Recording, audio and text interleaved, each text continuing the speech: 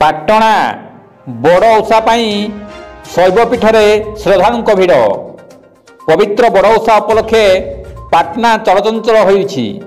पाटना अंचल विभिन्न शैवपीठ पाटना मुख्यालय सर्वपुरातन आनंदेश्वर महादेव, बैतरणी तट थिबा परमेश्वर महादेव, स्वयं शासन सोमेश्वर महादेव, मल्लीपशीर मल्लिकेश्वर महादेव, टांगरपड़ार शिव मंदिर, बारीगाँ शिव मंदिर रे बड़ ओषा व्रतधारी भिड़ परिलक्षित होइछि।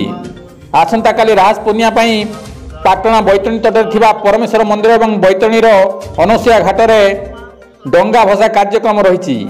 सेहीपरि राजनगर बैतरणी तटरे बोईत बंधन कार्यक्रम रही कमिटी तरफ सूचना मिली। रंजन बारिंग रिपोर्ट, केडी न्यूज।